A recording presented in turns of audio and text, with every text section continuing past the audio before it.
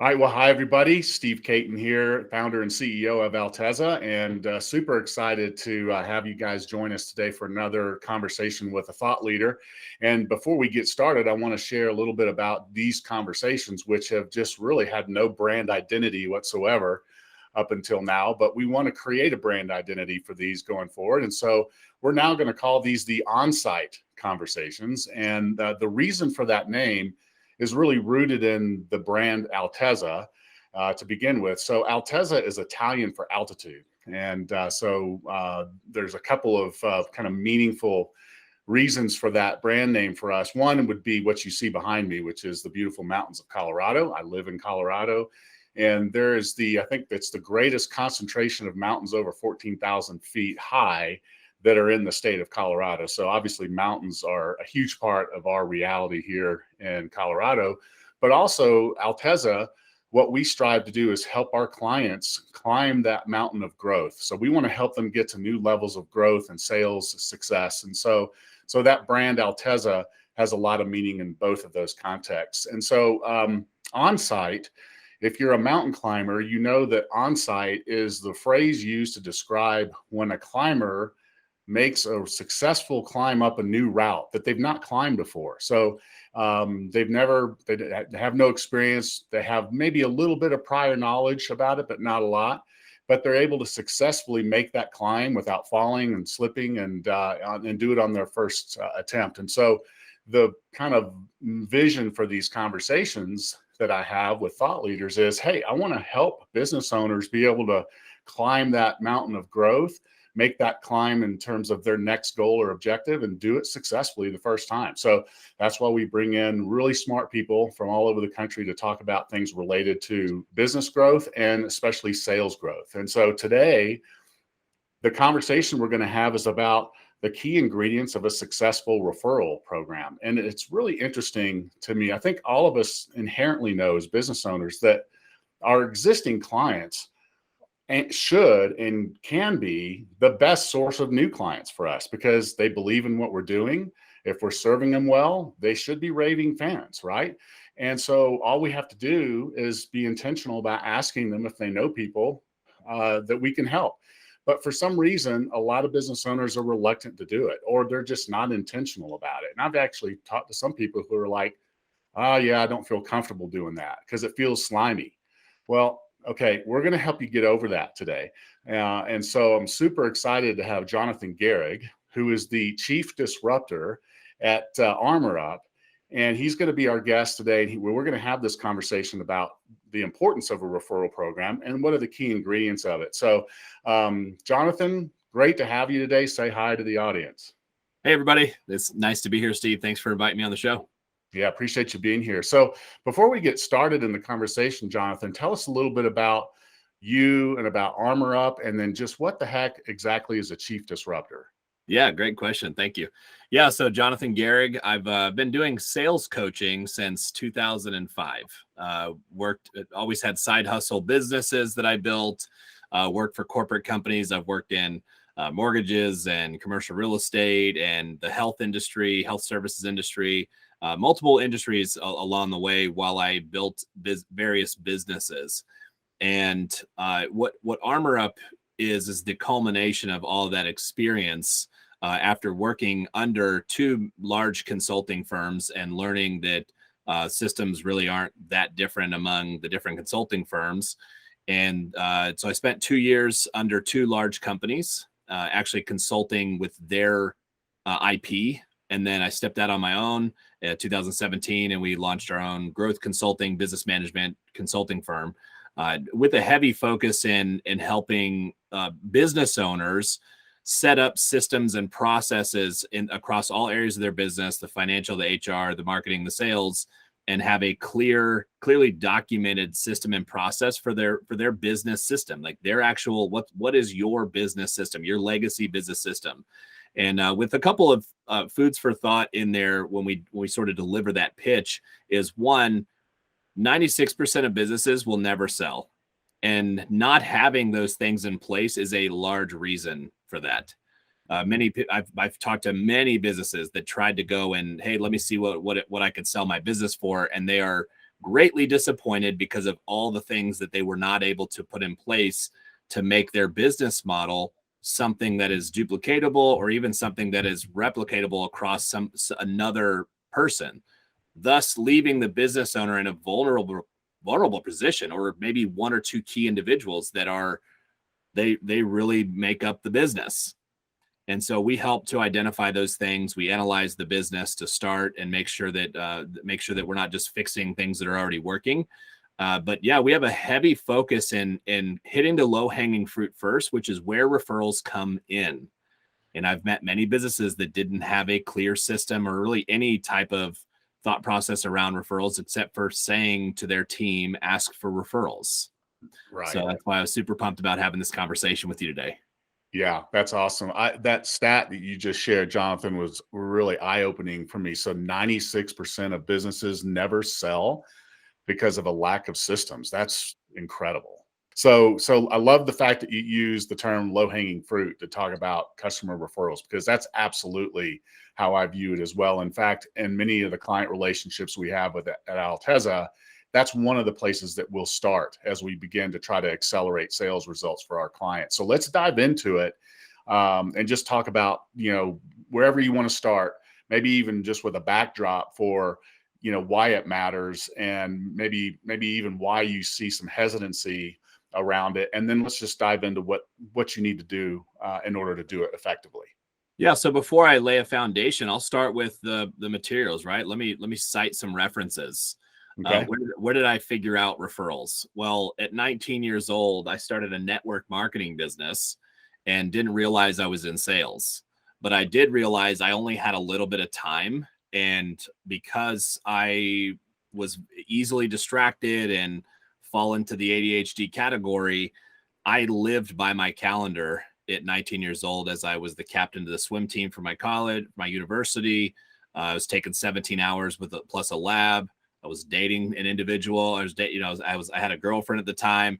All that stuff took time, and I worked weekends, right? So all that being said, I knew the moment I started a business, I need to figure out how to maximize my time.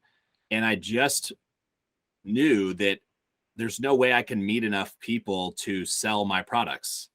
I'm going to have to ask people to help me out. So the first thing I did was I met with 115 people my first month for 10 minutes. And in that conversation, I wasn't super concerned about them being interested. I just wanted to share with them what I was doing, how I was doing it, ask them about their life. So I built a relationship even in that short window of time. And then at the end of the call, they would either say, hey, I'm interested in trying one of your products, or they would say, hey, it's not really a fit for me. And I would say, no problem. Who are 10 people that you know that it might be a fit for, that actually care about their health, right? I was selling supplements. Yeah. Care about their health, that's something that's top of mind for them. And like clockwork, I would say 10 people, and they would open up their cell phone and give me 10 people. Now, I don't follow that same method today, because there is a way better way of doing it. And most people are not comfortable asking that way. Yeah, exactly. And also now that I understand the mind and how the mind works in momentum cycles, we've honed in on the process. That's great. That's great. Well, and then what you touched on, I love that you said it, is that particular method was effective for you for sure, but it's also the thing that probably creates the apprehension in a lot of people's minds because they don't feel comfortable asking that question. So let's dive into how you've evolved over the years and what it should look like. Yeah. So let's go back to the references, right? So I read a book called Referral of a Lifetime. I read a book called 7 Levels of Communication.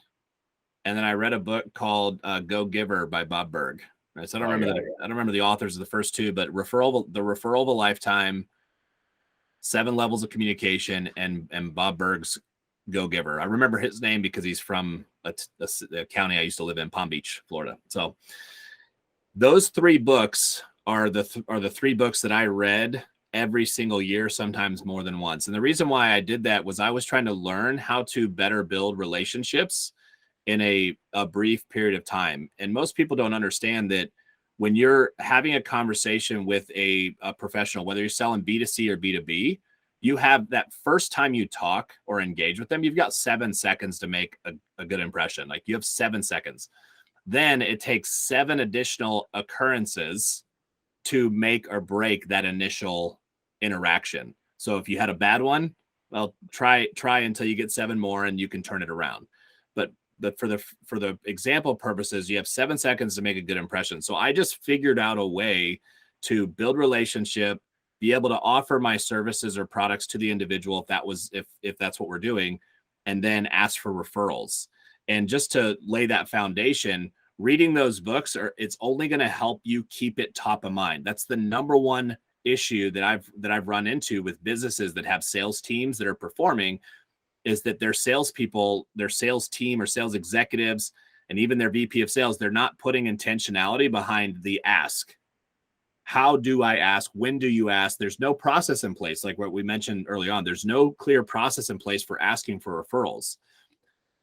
But if we put that clear process in place, and it doesn't have to be a booklet, it can be a 1-pager. Here's our referral process. Here's how we ask for referrals.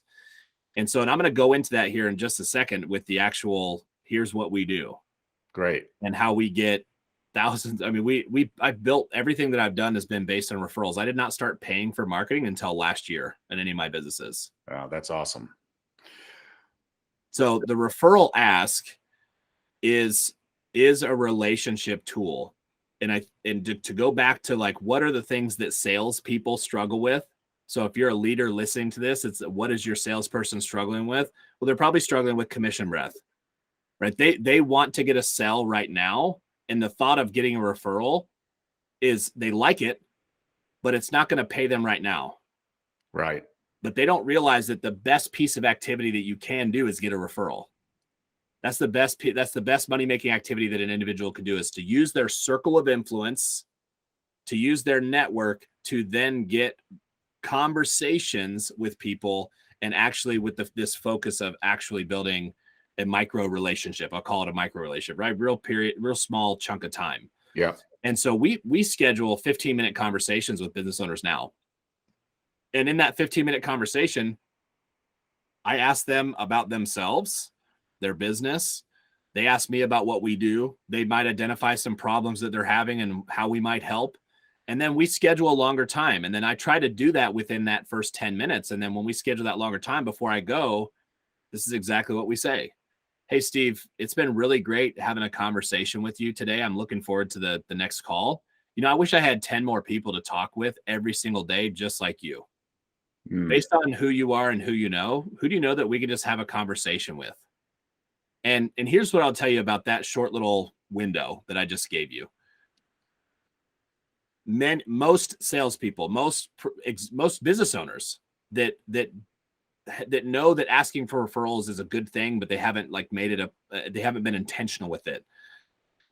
They struggle to do this because they have this voice that says, well, you haven't given enough value yet. Right. And if you ask somebody who hasn't purchased from you yet for referrals, isn't it fair to say that they will decide not to give you referrals today if that's how they feel? Yes, absolutely.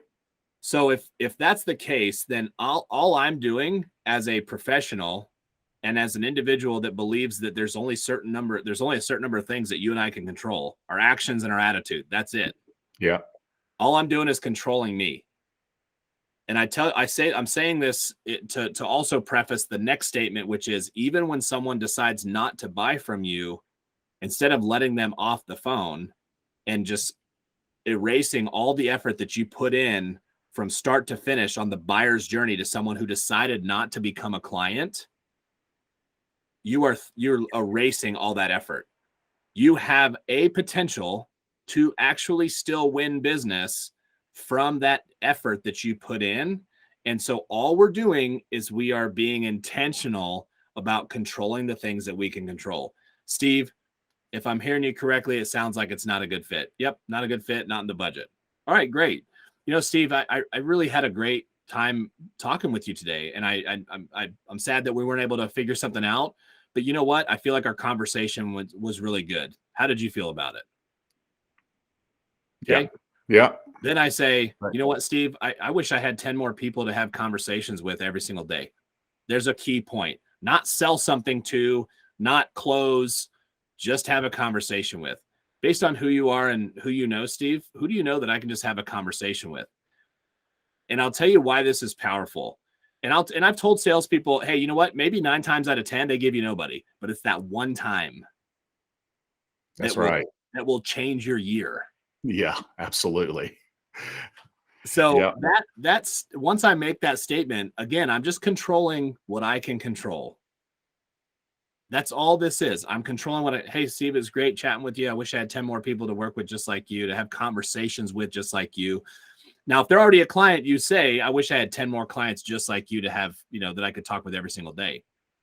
But that same statement works across the board, whether they bought, didn't buy, they're holding off. They said, hey, let's talk in 3 months. And here's the fun part of this. Our brains work in momentum cycles. So there's a pattern interrupt. Steve, it's been great chatting with you today. Hey, I just let the brain know we're about to wrap this up. Yeah. So now I'm starting to transition. I wish I had 10 more people. Now the brain's saying, okay, 10 more people. Now it's starting to get into a momentum cycle of who do I know, just like you, to have conversations with. Based on who you are and who you know, who can we have a conversation with? Now I pause and I don't say anything until you come back with a name. And I don't care if it's Aunt Sally, who lives at Mount Everest and doesn't have a business and lives off the land. Doesn't matter. Yeah. Right. So there's sort of an advanced level to this, but just that initial ask, if you taught your sales team how to do this on every call that you're spending marketing dollars on, you will see your baseline revenue go up, and your profit will go up too, because you don't have to pay marketing dollars for a referral. Yeah, that's right. That's so good. And one of the things I'd love you to come back to, you talked early on about the idea that some salespeople don't really want to put the effort into this because of the commission pressure piece. So I'm guessing you probably have some statistics that you can share about the quality of these kinds of leads and the percentage of them that close versus the typical leads that a salesperson is spending their time on. Yeah. So for every referral that you get, you'd have to get 100 cold. You'd have to make 100 cold outreaches and have 100 cold conversations to have the same result. Yeah, that's crazy, right? Why would I want to spend time doing 100 cold outreach calls versus one, call to surface referrals? That's a no-brainer to me. So that's great. And there's also, just to kind of give a starting point to this. If someone knows nobody, they don't know anybody, then they might have to start with some cold conversations. And it's no different than just, hey, can we grab coffee? Hey, can we have a Zoom? Hey, can we have a phone call? I'd like to get to know you better. I live in the same town as you. I'm getting into business. Can we have a conversation? I'd love to meet. Yes. Now you start that roller coaster, that momentum of relationship building, which leads to referrals. Yeah, 100%. And I will tell you, just to affirm that, Jonathan, is that in the first year of building Alteza, I've spent no marketing money whatsoever. It's all been based on relationships. It's been based first on the relationships I had when I started the business, and then connecting with other thought leaders like you through LinkedIn or whatever the case may be, and basically having that conversation about, hey, I want to know more about your business because I believe you're bringing something of value to the kind of businesses that I serve. So I want to know more about what you're doing. And then that naturally prompts a in-kind response of, yeah, thank you for that. Tell me more about what you're doing. And now we have that relationship piece, and it's based on mutual benefit as opposed to what can I get out of you. So I think that's a really important posture to have in those conversations. Yeah, and I'll tell you, if I can, I'm going to tell you a story, right? I'll tell you my favorite referral asking story with a client. Awesome. Up until 2017, 45% of my book of business happened to be financial professionals, advisors, insurance agencies, P&C agencies, right? Financial advisory offices. And I worked with an individual that had been in business for 10 or 12, 15 years, something like that.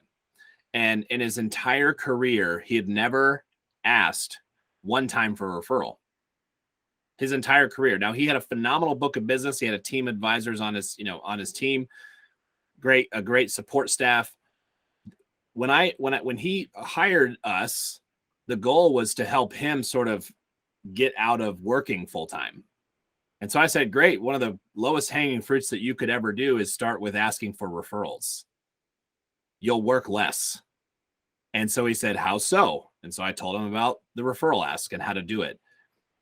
He was so uncomfortable with asking for it. Now, he was getting referrals. He was getting 2 to 3 organic referrals a month from his major book of business that just randomly, let me send you some referrals. So 2 to 3 times a month, he got an email or a phone call that said, hey, can you help my daughter, my friend, my cousin, my brother, whoever.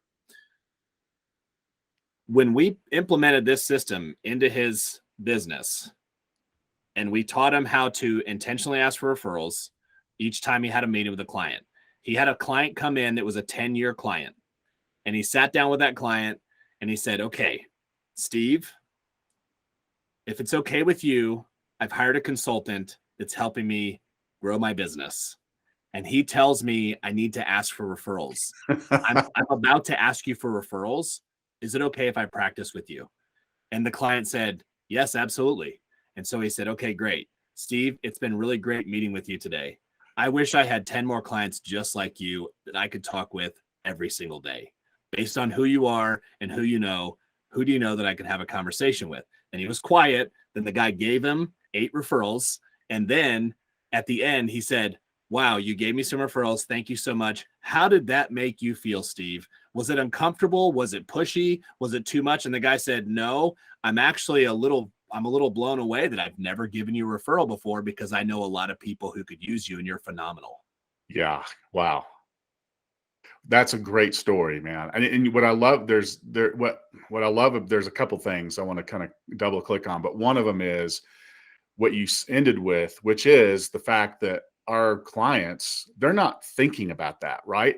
Like you said, they know people and they would be happy to make those introductions, but when we don't ask, they're not going to just think about it, right? Right. Yeah. So we have to ask.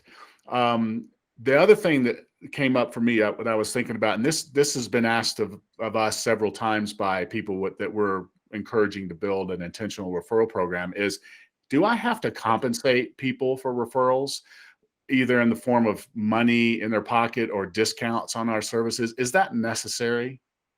So the clear answer, the black and white answer is absolutely not. No. I have in my career, I've made well over 100,000 cold calls in my career since I started in sales and owning my own business, but I've made well over 250,000 referral calls. Wow. And I have sent out referral gifts to people when they've sent me multiple and somebody signed up, and I've just said, hey, what's your address? I'm going to send you a little something. And I surprise them with a little gift. Yeah. I don't tell anybody though.